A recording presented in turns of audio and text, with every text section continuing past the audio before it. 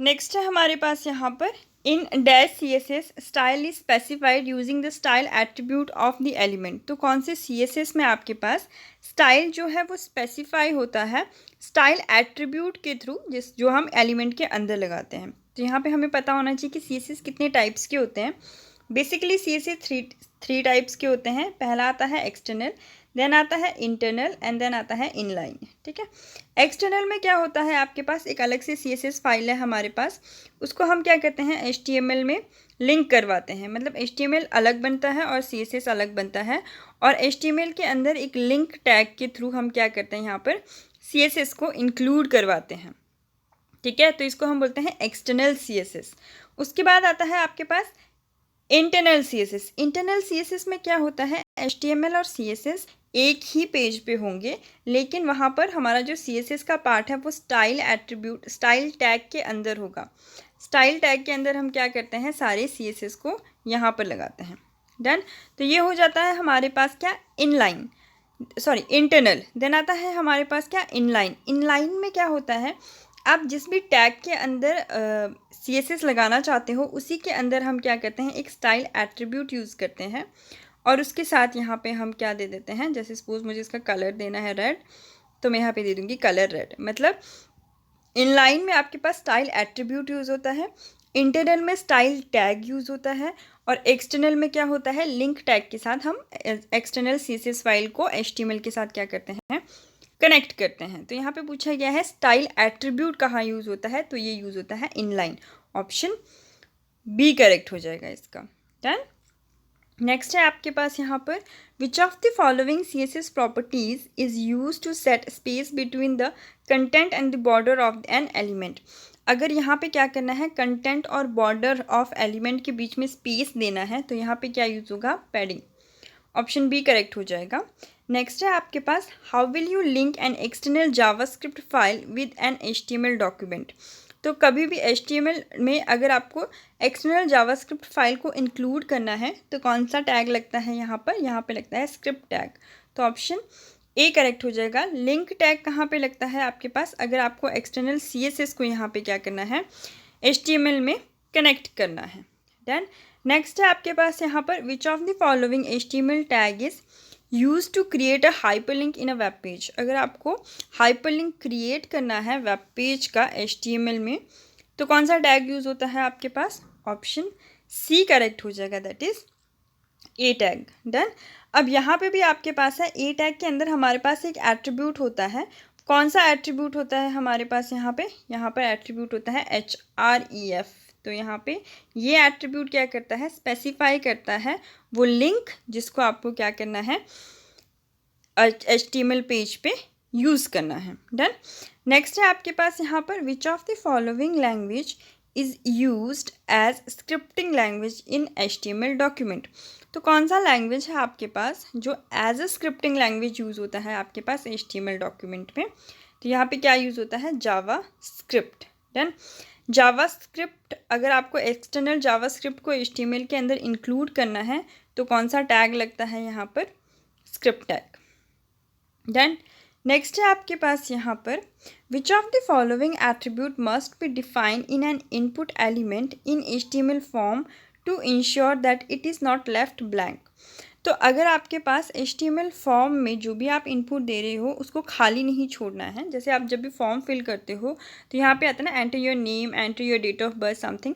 तो अगर आपको चाहिए कि जब यूज़र क्या करे, सबमिट बटन पे क्लिक करे, उससे पहले नेम हमेशा एंटर रहना ही चाहिए, नेम खाली नहीं जाना चाहिए। तो आप HTML में इनपुट टैग एलिमेंट के साथ क्या यूज़ करते हो, कौन सा एट्रीब्यूट यूज़ करते हो, तो आप यूज़ करते हो रिक्वायर्ड। तो ऑप्शन ए करेक्ट हो जाएगा, that is required.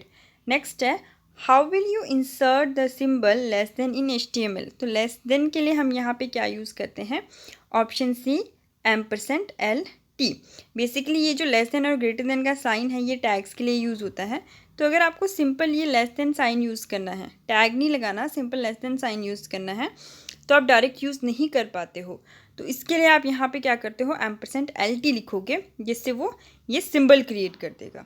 Done. Next है आपके पास यहाँ पर which of the following is a correct CSS rule. तो इसमें से कौन सा एक करेक्ट CSS रूल है? तो करेक्ट CSS रूल है ऑप्शन डी, दैट इज़ पहला आपका एलिमेंट आता है, सिलेक्टर आता है बेसिकली।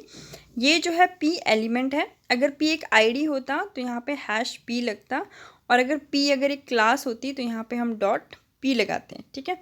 तो सिलेक्टर्स बेसिकली 3 टाइप के ही होते हैं। एक होता है element, element means tag, as it is tag.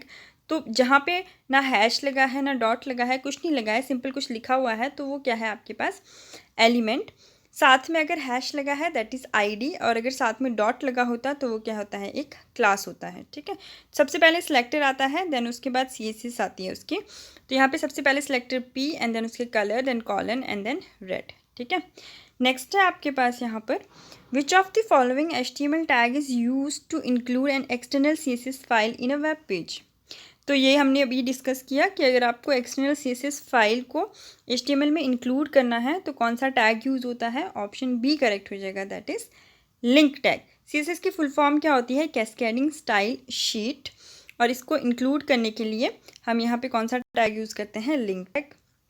Next है आपके पास which of the following HTML tag is use to create a hyperlink in a web page. तो अगर आपको हाइपरलिंक क्रिएट करना है तो कौन सा टैग यूज़ होता है, option D, that is A tag. Next है which CSS type allows to specify the CSS rule using style attribute of an HTML element. तो अगेन यहाँ पे क्या बोला गया है, स्टाइल एट्रीब्यूट। तो एट्रीब्यूट कहाँ पे यूज़ होता है आपके पास, इनलाइन CSS में, तो ऑप्शन बी करेक्ट हो जाएगा। स्टाइल टैग कहाँ पे यूज़ होता है, इंटरनल में, और आपके पास लिंक के साथ हम CSS फाइल को इंक्लूड करते हैं HTML में, कहाँ पर, एक्सटर्नल CSS के साथ, ठीक है। नेक्स्ट है which of the following is correct syntax of a CSS rule used in a web page. तो CSS रूल कौन सा होता है, सबसे पहले selector, then property and then value, ठीक है। लेकिन प्रॉपर्टी और वैल्यू के बीच में क्या आना चाहिए, कॉलन आना चाहिए, तो कॉलन ढूंढो यहाँ पे, ऑप्शन सी करेक्ट हो जाएगा। सबसे पहले selector, then property and then value and then semicolon. इनके बीच में, प्रॉपर्टी और वैल्यू के बीच में क्या आता है, सेमी कॉलन। डन। नेक्स्ट है हमारे पास यहाँ पर which of the following is not a valid tag in HTML। तो इसमें से कौन सा एक वैलिड टैग नहीं है HTML का, इसका ऑप्शन सी करेक्ट हो जाएगा, दैट इज़ H7। हमने अभी क्या पढ़ा था कि टैग्स कहाँ से कहाँ तक होते हैं, H1 to H6 ही होते हैं, ठीक है। तो ये हमें यहाँ पे हमारे पास सिर्फ 6 हेडिंग टैग्स हैं, तो ये इनवैलिड टैग है एक। नेक्स्ट है आपके पास यहाँ पर which of the following method to submit form data in support while uploading a file to a web server. तो यहाँ पे कौन सा मेथड यूज़ होता है जब आप क्या करते हो, फॉर्म डेटा सबमिट करते हो, कब, जब आप अपलोड करते हो फाइल को, कहाँ पर, वेब सर्वर पर, तो वहाँ पे यूज़ होता है आपके पास ओनली पोस्ट। डन, तो ऑप्शन बी करेक्ट हो जाएगा इसका। नेक्स्ट है आपके पास यहाँ पर the dash tag within the head section of an HTML document are used by web crawlers to optimize the search engine performance of that page. तो इसमें से कौन सा एक टैग है जो आपके पास हेड सेक्शन के बीच में यूज़ होता है, जो किस लिए यूज़ होता है, जो यूज़ होता है वेब क्रॉलर्स के द्वारा, ताकि हम उस पेज को क्या कर सके, ऑप्टिमाइज़ कर सके, ठीक है, जो कि परफॉर्म होता है किसके थ्रू, सर्च इंजन के थ्रू। तो अब यहाँ पे जो हेड टैग के बीच में आपके पास ऑप्टिमाइजेशन के लिए जो टैग यूज़ होता है वो यूज़ होता है आपके पास मेटा टैग, तो ऑप्शन सी इसका करेक्ट हो जाएगा।